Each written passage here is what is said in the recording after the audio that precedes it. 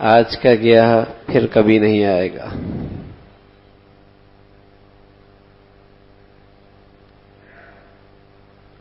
وقت، صلاحیتیں، یہ اللہ کی طرف سے بہت قیمتی دولت ملی ہے. اور پھر امت محمدیہ، امت مسلمہ، جس کا یہ عقیدہ ہے کہ ایک طویل زندگی اس کی تعمیر کے لیے بھی یہ وقت ملا ہے.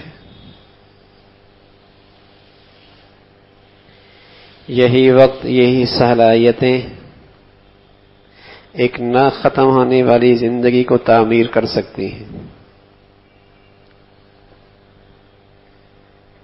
تو اس کی نظر میں تو اس وقت کی اور صلاحیتوں کی قیمت ساری قوموں سے زیادہ ہے.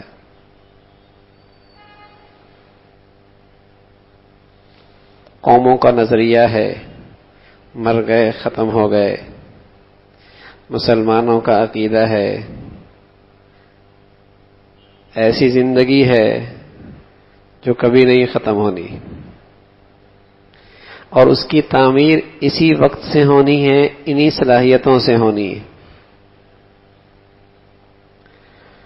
تو اس کا ایک ایک لمحہ سچ یہ ہے سونے چاندی سے زیادہ قیمتی ہے.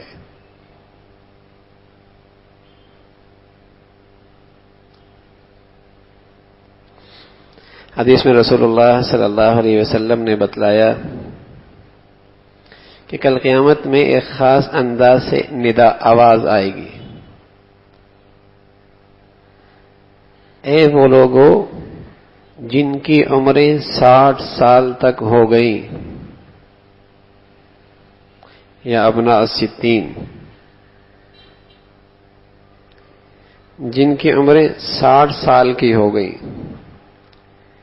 کہ 60 سال تک اللہ نے تمہیں وقت کی گھڑیاں دیں،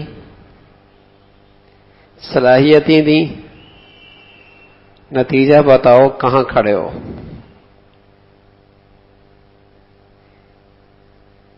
ان الفاظ سے خاص طور پہ پکارا جائے گا یا ابن ستائی.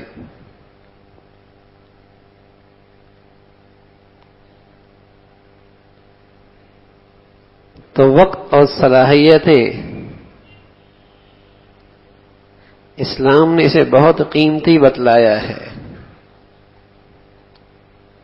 رسول اللہ صلی اللہ علیہ وسلم فرمایا کرتے تھے نعمتان مغبوبون فیہما کثیر من الناس الصحۃ والفراغ. جو نعمتیں ایسی ہیں لوگ اس میں بہت دھوکے میں ہیں، بہت دھوکہ کھا رہے. ایک صحت، صلاحیتوں کی نعمت، دوسری فرصت کی گھڑیاں، یہ اللہ کی بہت بڑی نعمتیں ہیں، لیکن لوگ اس کی قیمت نہیں جانتے. لوگوں کو ان نعمتوں کی قیمت کا احساس کوئی نہیں. لیکن جب اس کی قیمت سونے چاندی سے زیادہ لگے گی اور اس پر ملنے والی کمائی سونے سے چاندی سے زیادہ نظر آئے گی، آدمی حسرت کرے گا اور کہے گا اللہ ایک لمحہ دے دے، ایک لمحہ دے دے. فَأَصَّدَّقَ وَأَكُن مِّنَ الصَّالِحِينَ، بڑی بھلائی کروں گا، بڑے صدقے کروں گا، بڑا نیک بن جاؤں. ایک مہلت. جب آنکھیں کھلیں گی، آپ علیہ الصلوۃ والسلام سفر میں ہیں، ایک قبر کے پاس سے گزرے. عبداللہ ابن عمر رضی اللہ تعالیٰ عنہ بھی ساتھ ہے. کہ عبداللہ اگر اسے قبر سے اس شخص کو کھڑا کیا جائے اور اسے پوچھا جائے کہ تو کیا چاہتا ہے، تو یہ کہے گا میری زندگی دنیا کا مجھے سارا خزانہ مل جائے اور میں یہ سارا خزانہ دے دوں اتنی مہلت لینے کے لیے کہ جتنی مہلت میں 2 رکعت نفل پڑھ سکوں.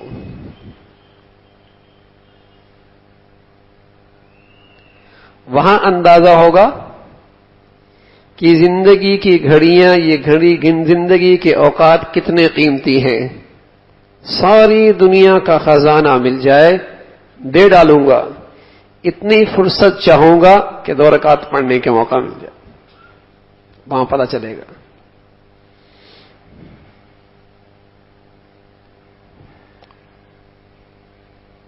وَمَن نُعَمِّرْهُ نُنَكِّسْهُ فِي الْخَلْقِ أَفَلَا يَعْقِلُونَ. کیا تمہاری عمر نہیں چل رہی؟ تمہارے اندر یہ تغیر اور تبدل تمہیں نہیں بتا رہا؟ کیا عقل نہیں رکھتے؟ وَمَن نُعَمِّرْهُ نُنَكِّسْهُ فِي الْخَلْقِ أَفَلَا يَعْقِلُونَ. کیا ہو رہا ہے؟ تبدیلی تبدیلی تبدیلی تبدیلی. تو یہ وقت گزرتا چلا جا رہا ہے تمہاری زندگی کا.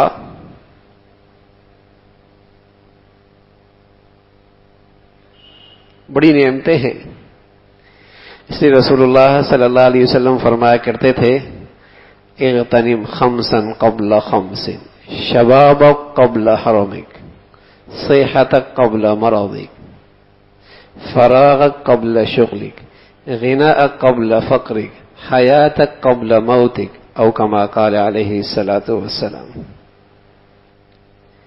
آپ علیہ الصلاۃ والسلام فرماتے قیمت جانو، قیمت جوانی کی اس سے پہلے کہ بڑھاپا آ جائے. قیمت جانو اس صحت کی، ان صلاحیتوں کی اس سے پہلے کہ تم سے چھین لی جائے. فرصت فراغت کی گھڑیاں قیمتی بنا لو اس سے پہلے کہ اتنی مشغولیت ہو کہ ہوش ہی نہ رہے. خوشحالی تونگری اللہ کی بڑی نعمت ہے، قیمتی بنا لو اس سے پہلے کہ یہ چلا جائے، جیب خالی ہو جائے. زندگی کی لمحات کی قیمت پہچانو اس سے پہلے کہ تم سے یہ دولت چھین لی جائے.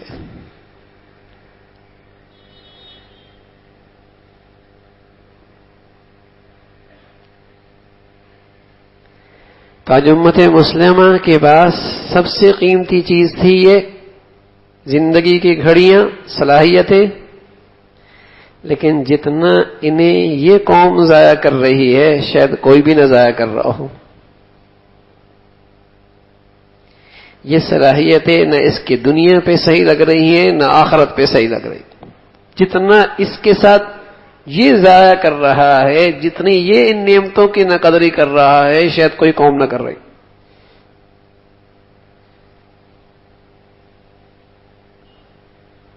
جس کے دین میں لیانی کی کوئی گنجائش کوئی نہیں، جس کے دین میں وقت اور صلاحیتوں کو ضائع کرنے کی کوئی گنجائش کوئی نہیں، وہ یہ قوم ان نعمتوں کی اتنی ناقدری کر رہی ہے شاید ہی کوئی قوم اتنا ضائع کر رہی ہو.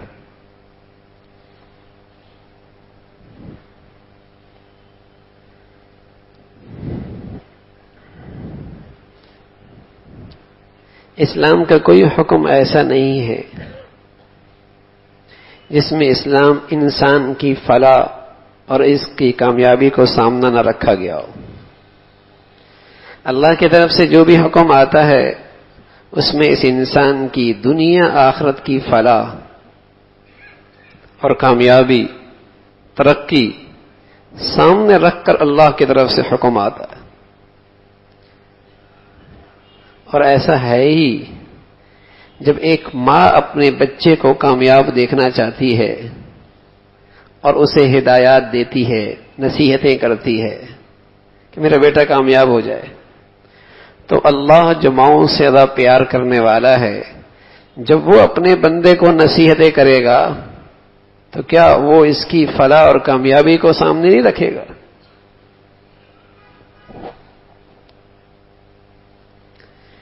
اسلام کے ہر ہدایت کے پیچھے، اللہ کے ہر حکم کے پیچھے اس انسان کی کامیابی اور فلاح کو سامنے رکھا جاتا ہے.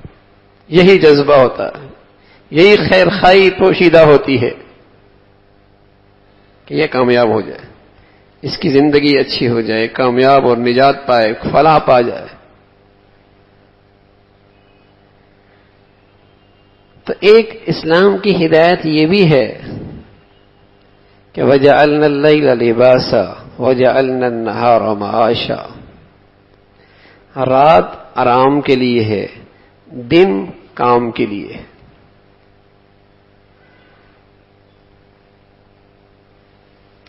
یہ اس انسانی فطرت کا بھی تقاضا ہے، اس کی صحت کا بھی تقاضا ہے، اس کے دین کا بھی تقاضا ہے، اس میں اس کی دنیا کی بھلائی بھی ہے، اس میں اس کی آخرت کی فلاح بھی ہے کہ اس کے دن کا آغاز سویرے ہو اور اس کی راحت و آرام رات کو جلدی ہو۔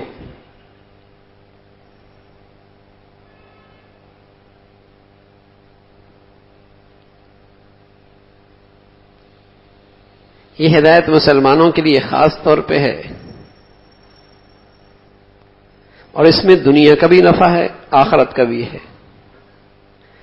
ہم نے کفار کی ساری گندگیاں لے لی، ان کا سٹا بھی لے لیا، ان کا سود بھی لے لیا، ان کی عریانی بھی لے لی، ان کی فحاشی بھی لے لی، ان کے ہاں مدر پدر آزادی وہ بھی ہمارے ہاں آ گئی، ہر گندگی آ گئی، لیکن انہوں نے ہماری یہ اچھائی لے لی۔ وہ سویرے اٹھتے ہیں، شام کو جلدی واپس آتے ہیں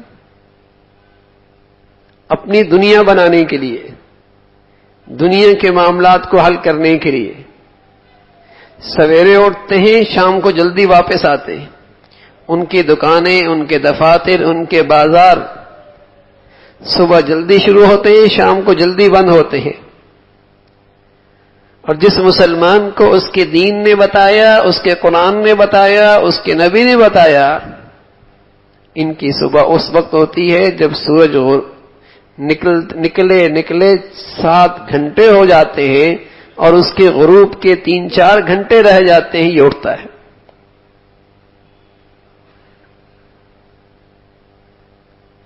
عروہ رضی اللہ تعالیٰ عنہ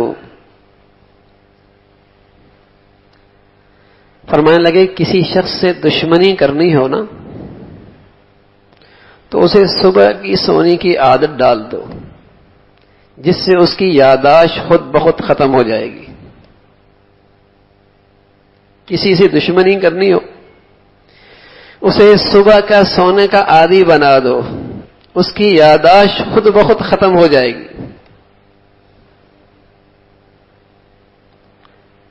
اللہم بارک لی امتی فی بکورہا، پیارے نبی علیہ الصلوۃ والسلام فرمایا کرتے تھے، اے اللہ میری امت کی صبح میں برکت دے دے۔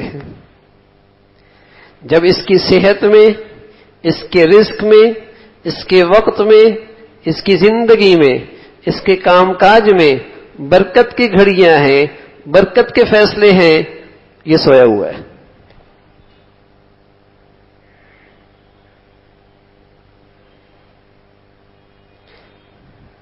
اور جب برکت کا وقت نکلتا ہے یہ کھڑا ہوتا ہے، پھر کہتے ہیں برکت ہی نہیں ہوتی۔ پہلے ایک کماتا تھا، پورا کنبہ کھایا کرتا تھا، اب بیٹی بھی نکل کھڑی ہوئی، ماں بھی نکل کھڑی ہوئی، بیٹا بھی نکل کھڑا ہوا، باپ بھی نکل کھڑا ہوا، پورا پھر بھی نہیں ہوتا۔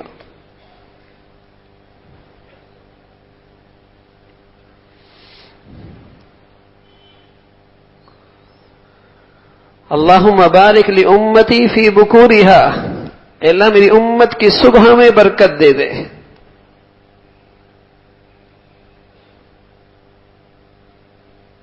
ہر چیز میں برکت آتی۔ جب سورج کی شعاعیں سویرے سویرے نکلتی ہیں تو ہمارے نبی نے تو صدیوں پہلے بتا دیا، قرآن نے اس کے فوائد صدیوں پہلے بتا دیے کہ اللہ نے اس سورج کی روشنی دن میں کیوں رکھی ہے، رات کو کیوں نہیں رکھی۔ کافروں نے ریسرچ آج کی، سائنس سے انہوں نے نتیجہ اب نکالا کہ یہ شعاعیں انسانی صحت کے لیے، جسم کے لیے بہت ضروری ہے۔ ان کے پارکوں میں لوگ لیٹے پڑے ہوتے ہیں کہ سورج کی شعاعیں لے رہے ہیں۔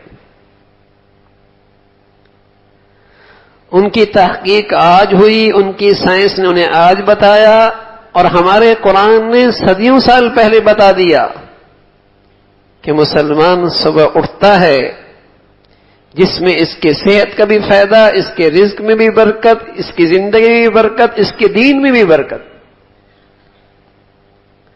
آپ علیہ الصلوۃ والسلام فرمایا کرتے تھے کہ جب صبح صبح کوئی شخص مسجد کی طرف قدم اٹھاتا ہے تو اس کے ہاتھ میں ایمان کا جھنڈا ہوتا ہے، اور جو شخص دیر سے اٹھے اور بازار کا رخ کرے تو اس کے ہاتھ میں شیطان کا جھنڈا ہوتا ہے۔ تو دنیا میں جس کے جھنڈے ہاتھ میں ہیں، کل قیامت میں بھی معاشر کے میدان میں انہی کے جھنڈے تلے یہ ہوگا۔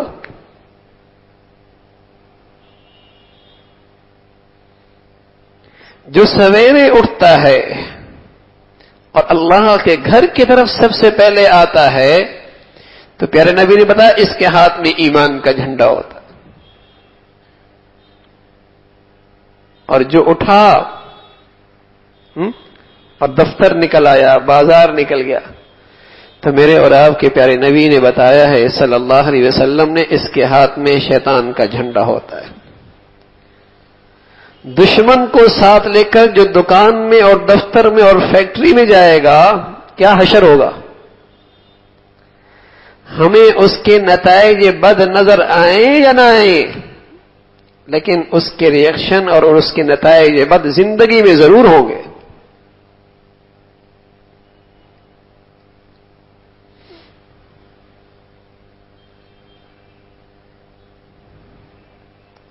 کسی نے پوچھا مسئلہ فقہا سے کہ بیوی کو طلاق دینا چاہتا ہوں اس دن جو میری زندگی کا سب سے منحوس دن ہو، تو وہ کون سا دن ہے؟ تو آیت فقہا نے فرمایا جس دن تو نے فجر کی نماز چھوڑ دی وہ تیری زندگی کا سب سے منحوس دن ہے۔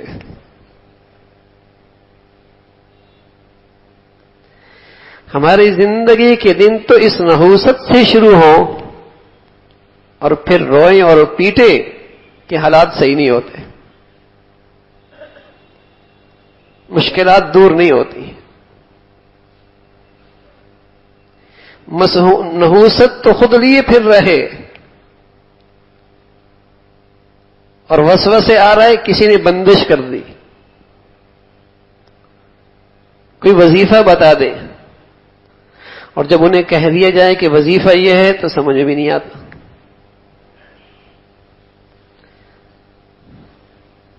کوئی سمجھ میں نہیں آتا، یعنی فجر بھی نہ پڑھوں،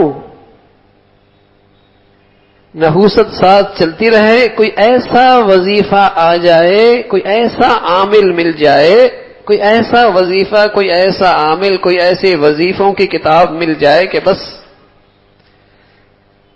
ساری گندگیاں بھی چلتے رہیں، نحوست بھی ہوتی رہے اور میرے مسئلے حل ہو جائے۔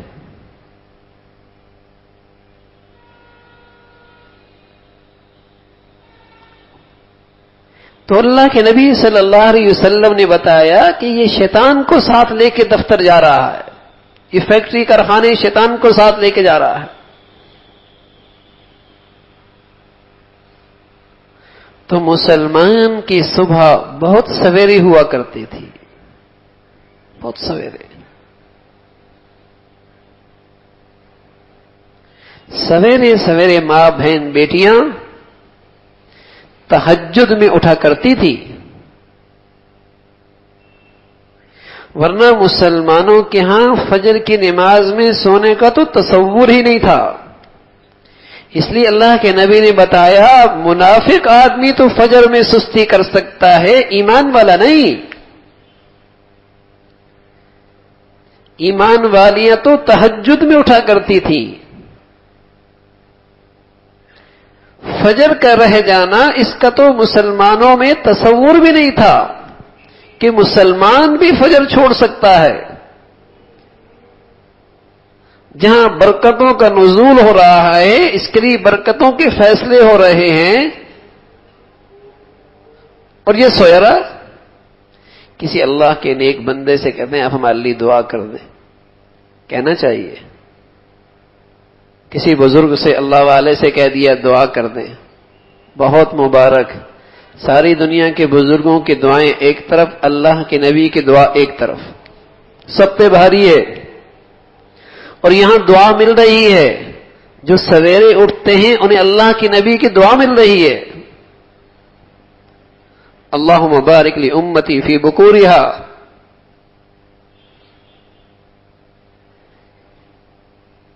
بھائی یہ بھی تو وظیفہ ہے مسائل کے حل کا،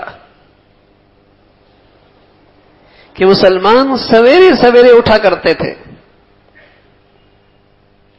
سویرے سویرے اللہ کا کلام پڑھا، ذکر و اذکار کیے، نماز پڑھی، اشراق پڑھے، کام کاج کے لیے نکل گئے.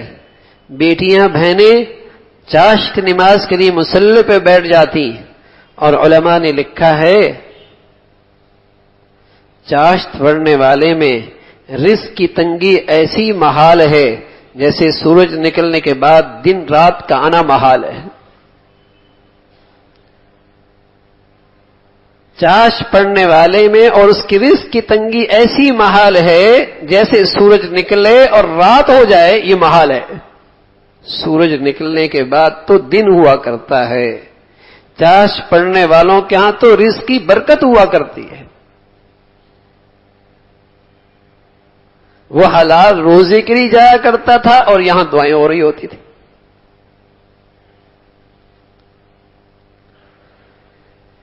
مبارک زندگیاں تھیں گھروں کی.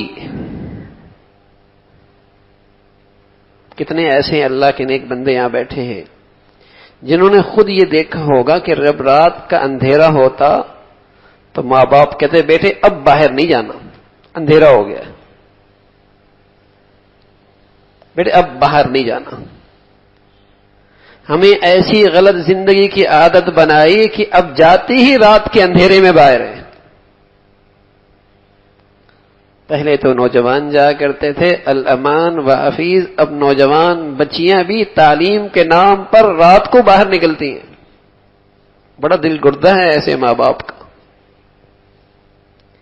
لیکن یہ زندگی ایسی ہماری زندگی کا حصہ بن چکی ہے کہ کوئی روکے تو اس باپ کی بھی کوئی نہیں سنتا. پرانے زمانے کی باتیں کر رہا ہے، دقیانوس ہو گیا ہے. اس بابا کو آج کے زمانے کی خبر کوئی نہیں.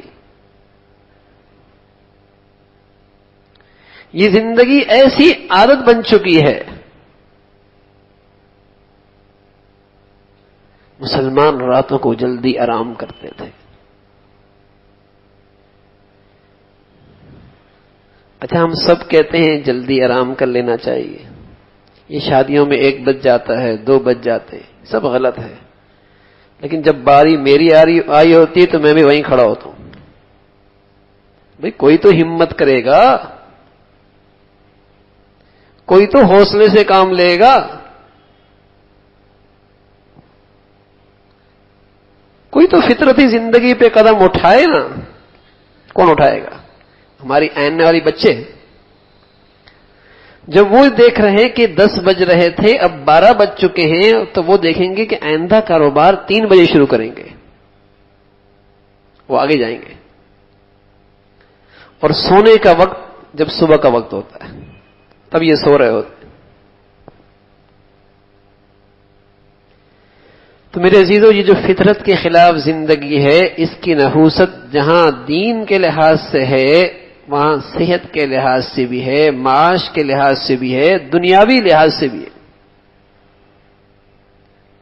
ہمارے قومی کتنے مسائل ایسے ہیں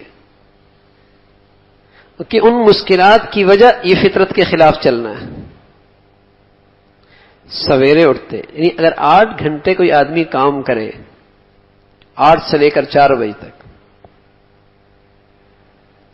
بچوں کے لیے بھی وقت ہے، بیوی کے لیے بھی وقت ہے، صحت کے لیے بھی وقت ہے، اللہ کے لیے بھی وقت ہے، بہت وقت ہے.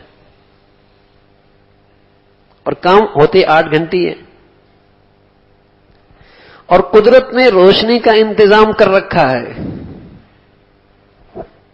لیکن ہمارے ہاں لمبے منصوبے بنتے ہیں اس روشنی کو بیٹریوں میں جمع کرنے کے لیے، اربوں روپے کے منصوبے بنتے ہیں. لیکن جو اللہ نے اپنی قدرت سے انتظام کر رکھا ہے اس سے فائدہ اٹھانے کی تدبیر کوئی نہیں.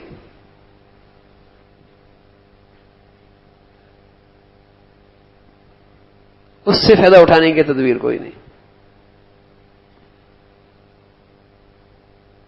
میرے عزیزو، اس غلط زندگی کا نتیجہ یہ ہے کہ بچوں کے لیے وقت نہیں ہے، گھر والوں کے لیے وقت نہیں ہے، جس سے بچوں کی تربیت بھی متاثر ہو رہی، ازواجی تعلقات بھی متاثر ہو رہے، اپنی صحت بھی متاثر ہو رہی، دین ایمان بھی متاثر ہو، ساری چیزیں فطرت کے خلاف چل رہا.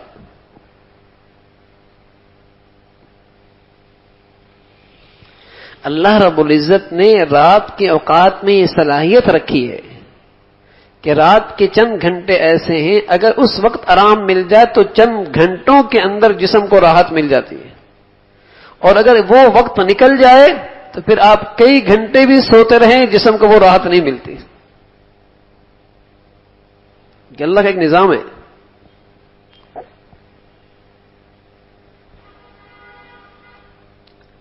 تو میرے عزیزو، مسلمانوں کے ہاں یہ وقت، یہ صلاحیتیں بہت قیمتی چیز ہے، لیکن اس کا اب بہت ضیاع ہو رہا ہے.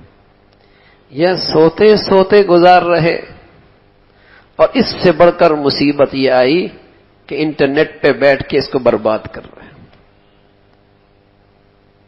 یا ہاتھ میں موبائل ہیں اور اتنی لمبی کالیں بے مقصد.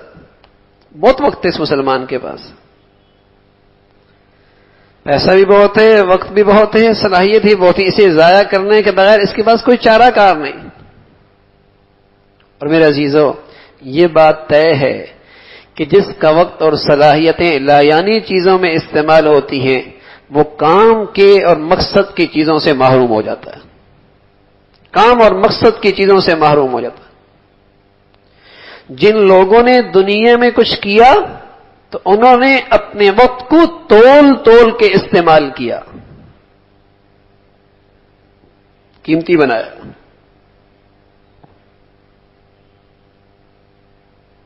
لیکن اب ہماری نسل کا، خاص طور پہ نئی نسل کا، اسے اب رات کو نیند آتی نہیں، صبح آتی ہے.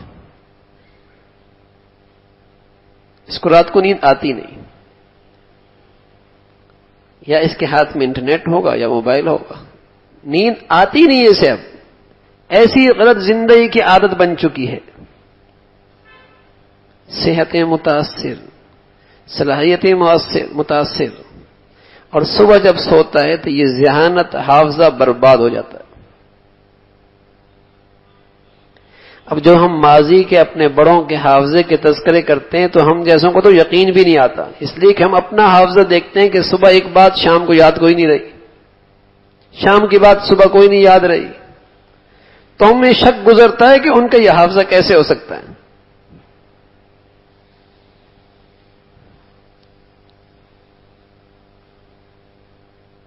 تو وقت اور صلاحیتیں اللہ کی بڑی نعمتیں ہیں، ان کا استعمال ٹھیک ہو.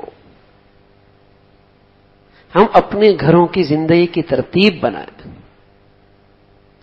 اور میرے عزیزو، اگر آج ہم نے اپنے گھر کے بچوں کو صحیح فطرت پہ زندگی نہ دی تو اس کے قصوروار ہم ہی ہوں گے. اس کے قصوروار ہم ہی ہوں گے کہ انہوں نے گھر کی زندگی دیکھی یہی ہے.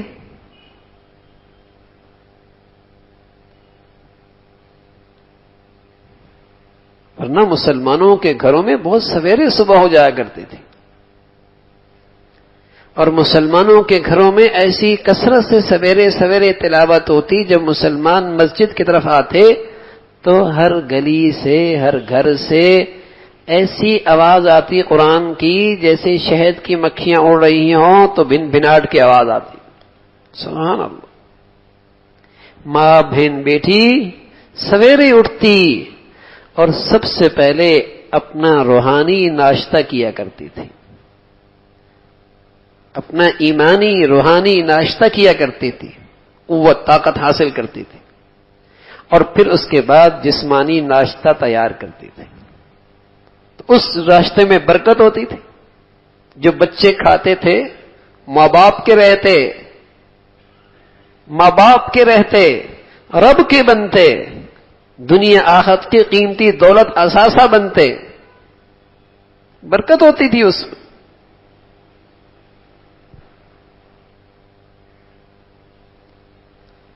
تو مسلمانوں کے گھروں کا انداز یہ تھا، اس لیے کہ ان کے پاس لغویات کے لیے نہیں، فضولیات کے لیے وقت نہیں تھا، مقصد زندگی تھی، اور اپنے وقت کو، اپنی صلاحیتوں کو مقصد کے تحت خرچ کرتے تھے۔ خرچ اب بھی ہماری گھر کی عورتوں کا وقت ہوتا ہے، صلاحیتیں ہوتی ہیں، لیکن لا یعنی کیا نوجوان کیا بچیاں، لا یعنی کوئی مقصد نہیں، نہ دنیا کا فائدہ نہ آخرت کا فائدہ، وقت بھی ضائع، صلاحیتیں بھی ضائع، کوئی مقصد نہیں۔ اور اللہ ہم سب کی حفاظت فرمائے۔ یہ لہو لعب ایسا، اس میں لڑکے تو لڑکے، عورتیں بھی مشغول ہیں، گھنٹوں فضول چیزیں دیکھتی ہیں، فضول چیزیں سنتی۔ اسلام میں جسم کی ورزش کی نہ صرف اجازت ہے بلکہ ترغیب ہے کہ ایسی جسم کی مصروفیت جس سے قوت میں اضافہ ہو، صحت میں اضافہ ہو، طاقت میں اضافہ ہو، اسلام نے اس کی نہ صرف یہ کہ اجازت دی ہے بلکہ اس کی ترغیب بھی دی ہے۔ لیکن ایسے لہو لعب جو لایانی ہیں، وقت کا ضیاع، پیسوں کا ضیاع، بے مقصد، اسلام نے اس کی حوصلہ شکنی کی۔ اور اب تو یہ جتنے کھیل ہمارے ہاں ہیں، وہاں جہاں کھیل میں لایانی ہے، وہاں بے حیائی اور فحاشی کے جراثیم بھی دل و دماغ میں انڈیلے جاتے ہیں، بے حیائی فحاشی کو بھی انڈیلا جاتا ہے، گندگی بھی ڈالی جاتی ہے، قوم دیکھتی ہے، قوم اسے دیکھتی ہے۔ دنیا کہاں سے کہاں ہے، ان کے پاس مردوں کے کھیل کی ٹیم ہی نہیں ہے، انہوں نے عورتوں کی بھی بنا لی۔ ان کے پاس آنکھوں والوں کی ٹیم نہیں ہے، انہوں نے اندھوں کو بھی بنا لی۔ انا للہ و انا الیہ راجعون، اندھوں کی بھی بنا لی۔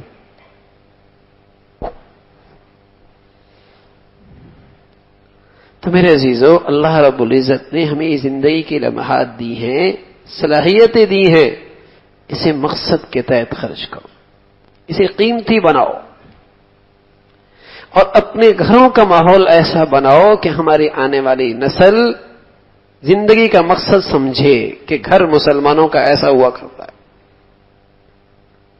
بس اوقات ہمیں پتہ ہوتا ہے بچہ بالغ ہے، لیکن صرف اس لیے نہیں اٹھاتے کہ اس کی نیند پوری ہو جائے، فجر چھوٹ جاتی ہے کہتے نیند پوری ہو جائے، ارے میاں گھنٹوں بھی سو جائے، جب آپ نے اس کی زندگی کا آغاز بے برکتی سے کر دیا تو کسی چیز میں برکت نہیں ہوگی۔ اس بچے کے ساتھ شفقت یہ ہے، اسے فجر پڑھائی جائے، اسے نماز پڑھایا جائے۔ ہاں، رات جلدی سلا دیں، یہ خیر خواہی ہے، رات جلدی سلا دیں۔ بھئی باہر کا نظام تو ہمارے اختیار میں نہیں ہے، گھر کا نظام تو ہمارے اختیار میں ہے، ہماری تقریبات ہمارے اختیار میں، ہماری مجلسیں ہماری اختیار میں ہیں۔ دیندار طبقہ جنہوں اللہ اور اللہ کے رسول سے نسبت ہے، مسجد نماز سے ایک تعلق ہے، پردہ اور حیاداری کی ایک زندگی ہے، انہیں معاشرے میں یہ تبدیلی لانی چاہیے۔ کب تک لوگوں کو دیکھتے ہوئے زندگی گزاریں گے جس نے ہمارے پاس کچھ بھی نہیں رہنے دیا؟ اپنی زندگی اللہ اور اللہ کے رسول کے احکامات کو سامنے رکھ کر بنائے، نہ یہ کہ زمانہ، سوسائٹی، اسٹیٹس، دین کو سامنے رکھے۔ تو راتوں کو جلدی سونا، صبح جلدی اٹھنا، نمازوں کا اہتمام، تلاوت کا اہتمام، یہ مسلمان گھرانوں کا شعار ہوا کرتا تھا۔ مسلمان گھرانوں کا شعار ہوا کرتا تھا. تصور نہیں تھا کہ کوئی مسلمان صبح کرے اور اس نے قرآن کی تلاوت نہ کی ہو. کیا مرد، کیا عورت، کیا بچہ، کیا بچی، تصور نہیں ہوتا تھا.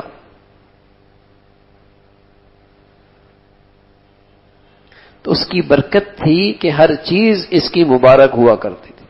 زندگی میں مبارک، صحت مبارک، وقت میں برکت، کاموں میں برکت.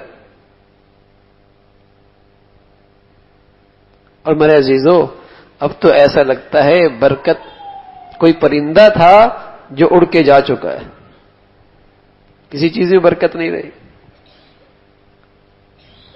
ایک تاریخی واقعہ لکھا کہ ایک صحابی قضاء حاجت کے لیے گئے تو انہیں دیکھا کہ اشرفیاں چوہا نکال رہا ہے. 1 2 3، اس نے 17 اشرفیاں نکالی. یہ 17 اشرفیاں اٹھا کر حضور علیہ الصلوۃ والسلام کی خدمت میں لے آئے. حضرات صحابہ رضوان اللہ علیہم کی ایسی تربیت ہوئی تھی کہ ہمیشہ اپنی باتیں اپنے بڑوں سے پوچھا کرتے تھے.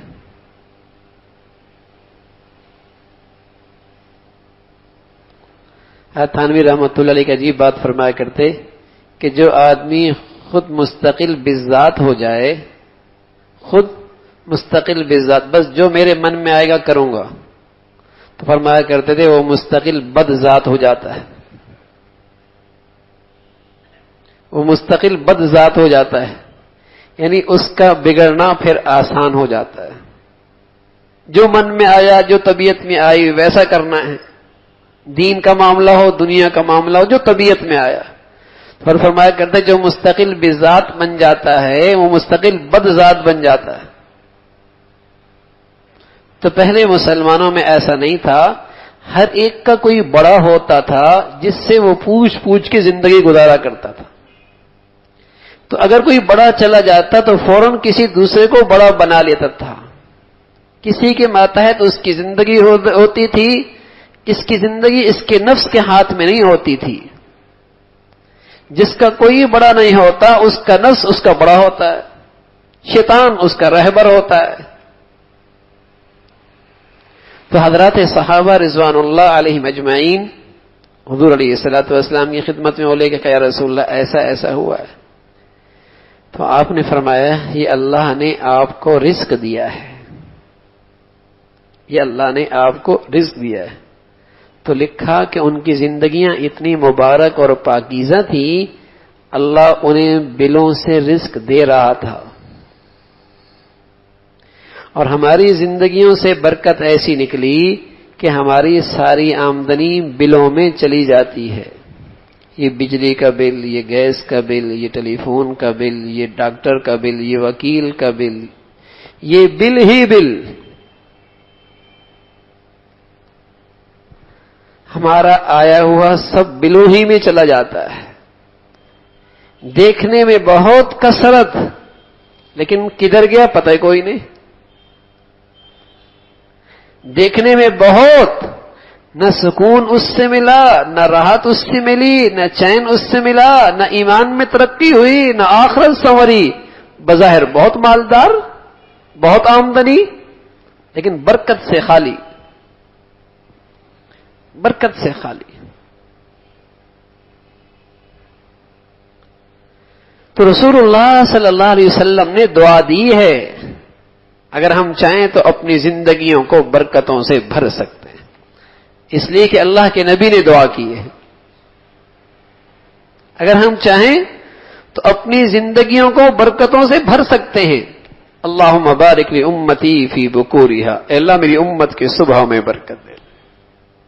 کون ایسا ہے جو اپنے مسائل کا حل نہیں چاہتا، پریشانی سے نجات نہیں چاہتا، اپنی رزق میں برکت نہیں چاہتا، اپنی صحت میں برکت نہیں چاہتا؟ ہاں، کون نہیں چاہتا؟ تو میرے عزیزو یہ نسخہ ہے، سویرے اٹھیں، قرآن کی تلاوت کریں، اپنی اللہ سے پہلے ذکر و اذکار کریں، اپنے گھروں کا ماحول ایسا بنائیں کہ جہاں اللہ کے نام ہو.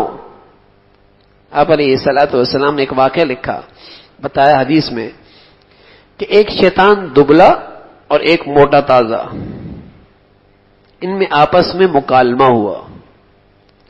دبلے نے کہا میں ایمان والے کے ساتھ رہتا ہوں، موٹے تازے نے کہا میں کافر کے ساتھ رہتا ہوں۔ کہا یہ تیرے دبلے پن کی وجہ کیا ہے؟ کہا یہ ایمان والا جب بھی گھر نکلتا ہے، کھانا کھانے لگتا ہے، اللہ کا نام لے لیتا ہے، نہ مجھے وہاں کھانے کو ملتا ہے نہ رہنے کو ملتا ہے، میں تو دھکے ہی کھا رہا ہوں۔ کافر نے کہا میرے مزے ہیں، نہ یہ گھر میں داخل ہوتی اللہ کا نام لیتا ہے، نہ کھانے میں بیٹھتی ہوئی اللہ کا نام لیتا ہے، مجھے تو بستر بھی شاندار ملتا ہے، غذا بھی شاندار ملتی ہے۔ تو پہلے مسلمانوں کے گھروں میں اللہ کے تذکرے ہوا کرتے تھے، وہاں سے شیطان دور رہا کرتے تھے۔ لیکن میرے عزیزو، اب وہاں شیاطین کی غذائیں ہیں، عورتوں کے سر دوپٹوں سے خالی، گھروں میں موسیقی کی آوازیں، بے نمازی سارے اکٹھے، لقمہ حرام کی آمد، بے حیائی کے تذکرے، زبانوں پہ غیبت، یہ ساری شیاطین کی غذائیں ہیں۔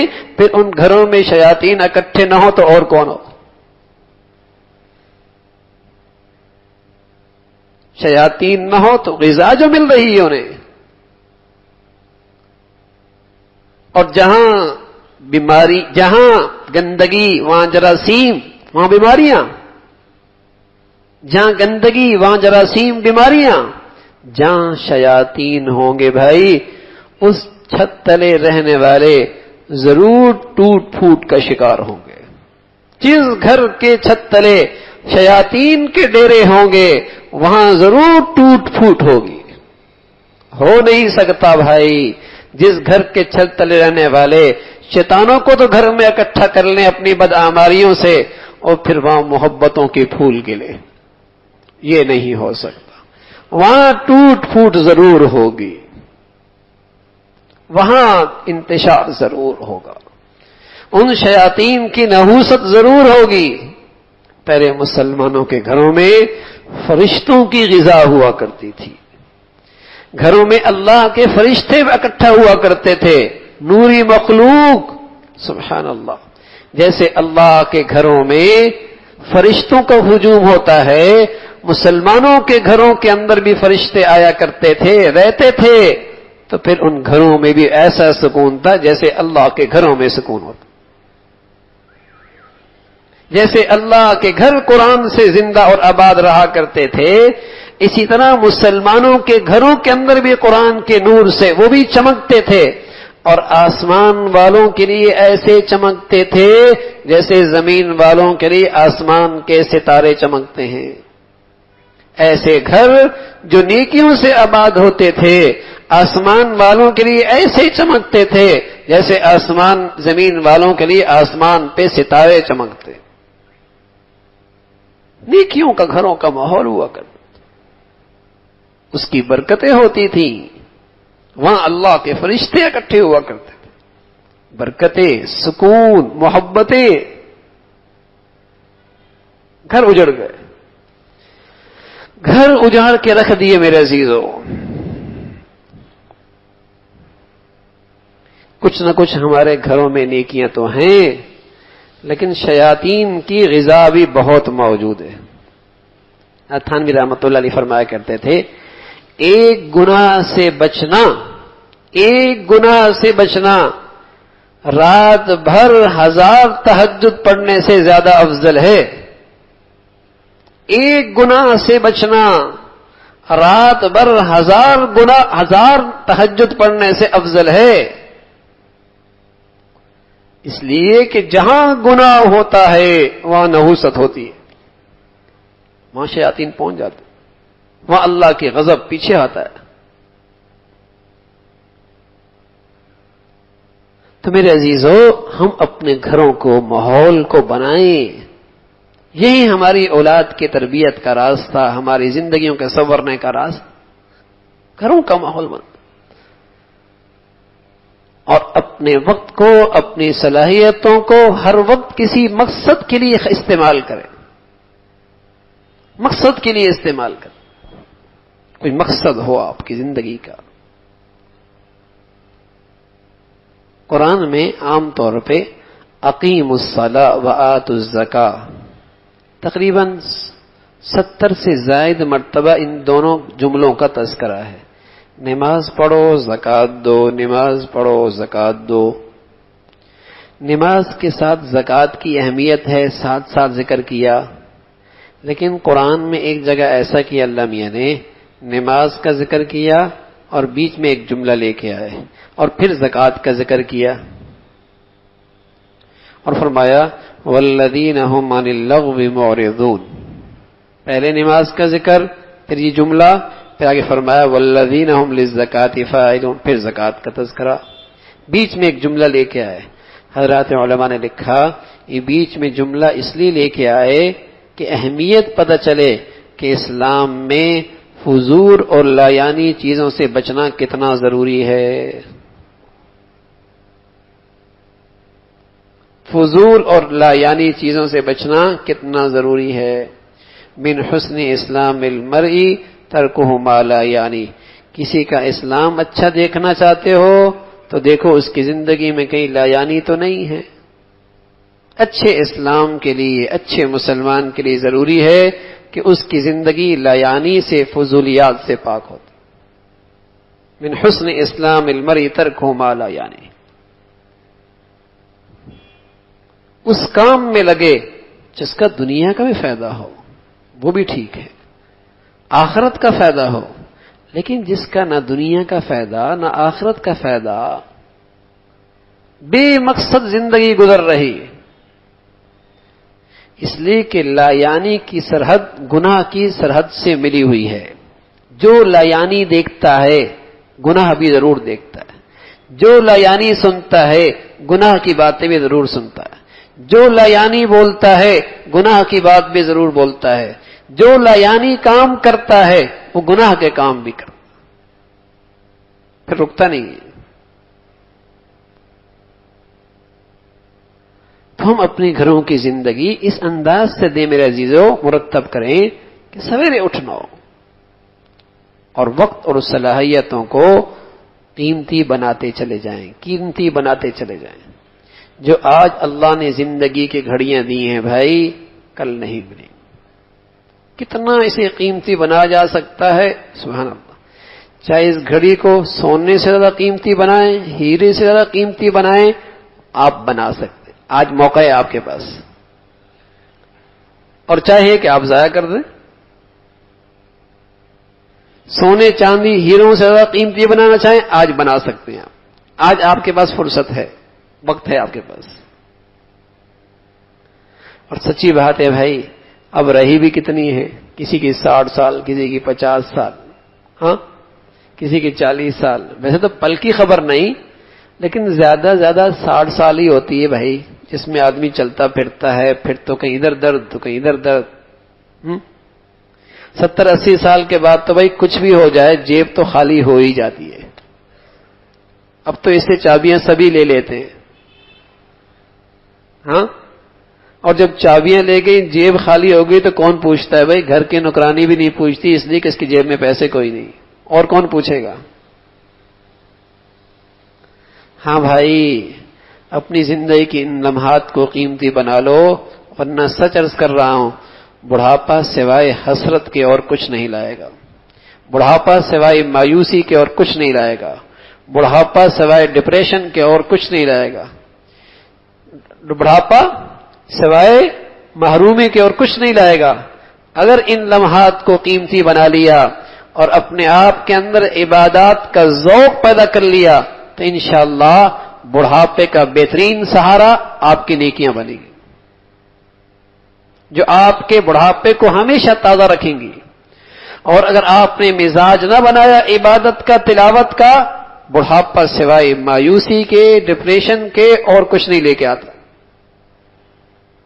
اور اگر آپ نے عبادت کا ذوق پیدا کر دیا، سبحان اللہ، آپ کی تو چاہت ہوگی کہ مجھے خلوت ملے، میں اپنے اللہ کا کلام ہی پڑھتا رہوں۔ پھر جو آپ کی زندگی میں رونق ہوگی، آپ کے اندر جو بشاشت ہوگی، وہ آپ کی جوانی بھی اس بشاشت کا مقابلہ نہیں کر سکتی۔ پھر اس بوڑھے کی مثال تو ایسی ہوگی، جیسے کاشتکار کھیت لگاتا ہے، باڑ لگاتا ہے، بیج ڈالتا ہے اور اس کو ہل چلاتا ہے، پھر ایک وقت آتا ہے وہ کھیتی پروان چڑھ جاتی ہے، کٹائی کا وقت آتا ہے تو کاشتکار بڑا خوش ہوتا ہے. یہ خوشی پہلے نہیں ہوتی، اس وقت بڑی خوشی ہوتی ہے کہ میری محنت کا پھل ملنے والا ہے. آج کی خوشی پہلے نہیں ہوتی جب یہ بیج ڈال رہا ہوتا ہے، اب بڑا خوش کہ میری محنت کا پھل ملنے والا ہے. ایسا بوڑھا اس بڑھاپے میں جوانی سے اپنی ماضی کی زندگی سے زیادہ خوش ہوتا ہے کہ اللہ رب العزت مجھے اپنے کٹائی کا وقت میرے قریب آ رہا ہے، میرا پھل مجھے دینے والا.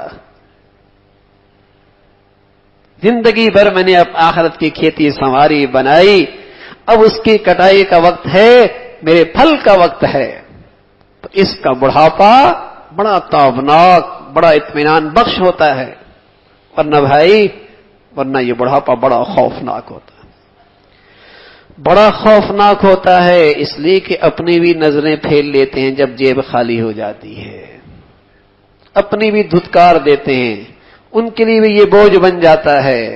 بڑھاپا ہے بڑا خطرناک.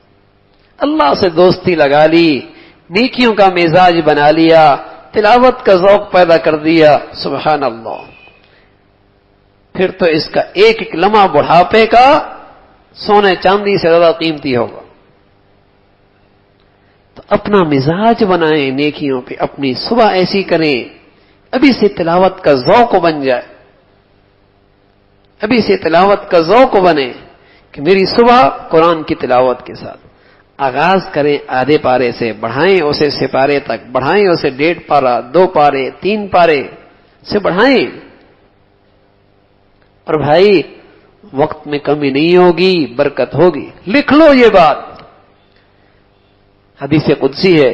اللہ کہتا ہے، اللہ یا ابن آدم تفرغ لعبادتی املو صدرک غنا واسد فقر. اے آدم کے بیٹے، اپنے آپ کو میرے لیے بھی فارغ کر لے، انعام دوں گا، انعام دوں گا، تیرے سینے کو غنا سے بھر دوں گا اور تیرے فقر کے سارے دروازے بند کر دوں گا.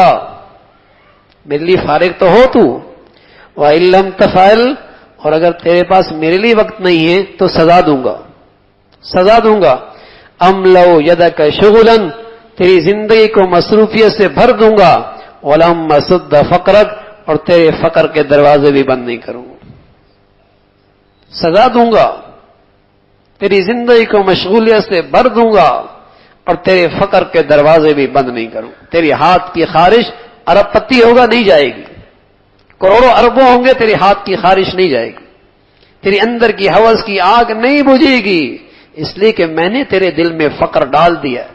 ولم اسد فقرک، یہ آگ نہیں بجھے گی. جتنی بجھانے کے لیے ڈالے گا اس پر گھاس، اتنی آگ اور اس کی اور بڑھے گی.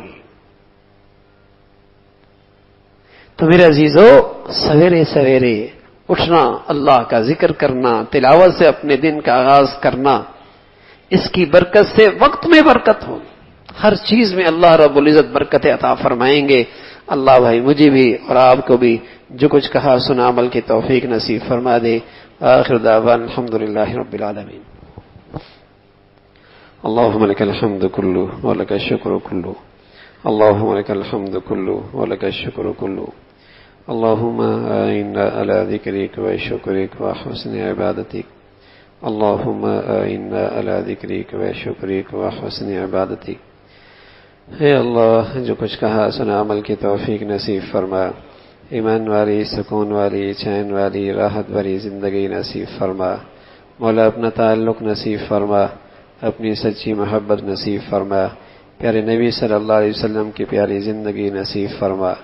اے اللہ، تمام حاضرین حاضرات کی تمام جائز حاجات کو پورا فرما، مشکلات کو آسان فرما، پریشانیوں کو ختم فرما. مولا پورے دین پہ چلنا آسان فرما، برکت والی زندگی، برکت والی روزی نصیب فرما. اے اللہ، اپنے پسند کا جینا نصیب فرما، اپنے پسند کا مرنا نصیب فرما. اے اللہ، ہر گناہ سے، ہر گندگی سے بچنا آسان فرما. اپنی رحمت سے، اپنے فضل سے ہم سب کے گناہوں کو معاف فرما. اے اللہ، ہم سب کے گناہوں کو معاف فرما. اے اللہ، ہمیں راندہ درگاہ نہ فرما. اے اللہ، اپنے در سے دور نہ فرما، اپنے گھر سے دور نہ فرما. عبادات کے بعد محرومی سے محفوظ فرما. اے اللہ ایمان کے بعد اس دولت سے محرومی سے محفوظ فرما، اے اللہ نیکی کی صحبت کے بعد اس سے محرومی سے محفوظ فرما، مولا محرومی سے محفوظ فرما۔ اے اللہ اپنے فضل سے ہر ماں باپ کو اپنے بچے بچیوں میں خوشیاں نصیب فرما، اولادوں کی فتنوں سے ازمائشوں سے نافرمانیوں سے محفوظ فرما، مولا عبادات کا ذوق نصیب فرما، تلاوت کا ذوق نصیب فرما، صبح ہمیں مبارک نصیب فرما، مبارک صبح زندگی کے ہر دن نصیب فرما، ہر قسم کی نحوستوں سے محفوظ فرما۔ اے اللہ اپنے فضل سے موذی امراض سے اسپتالوں کی زندگیوں سے محفوظ فرما، مولا ہماری زندگیاں صلاحیتیں وسائل اپنی دین کے لیے استعمال فرما۔ اے اللہ زندگی کی نعمت زندگی کی صلاحیتیں جیسے آپ چاہتے ہیں ویسے استعمال کی توفیق نصیب فرما۔ اے اللہ مساجد کی، مدارس کی، مکاتب کی، علماء کی حفاظت فرما، مولا کریم حرمین شریفین کی حفاظت فرما، اہل اسلام کی حفاظت فرما، اہل اسلام کو نیک ساری قیادت نصیب فرما۔ اللہ مسلمانوں کو یہود و نصارہ منافقین کی سازشوں سے محفوظ فرما۔ اے مولا جو مسلمانوں میں انتشار اختلاف بے حیائی کو پھیلا رہے ان کے شر سے مسلمانوں کو محفوظ فرما۔ مولا کریم مسلمانوں کو عصبیت، لسانیت، وطنیت اور ہر قسم کی فرقہ واریت کی گندگیوں سے محفوظ فرما۔ اے اللہ جو تیرے پیارے ہیں ان کی محبت، عظمت، صحبت نصیب فرما۔ دنیا بھر میں جو بھی جہاں کہیں بھی تیرا دین کا کام اخلاص سے کر رہے، اے اللہ اپنے فضل سے ان کی محنت کو قبول فرما کر دین کو سربلندی نصیب فرما۔ ربنا تقبل منا انك انت السميع العليم وتب علينا انك انت التواب الرحيم وصلى الله على سيدنا محمد وعلى آله واصحابه اجمعين برحمتك يا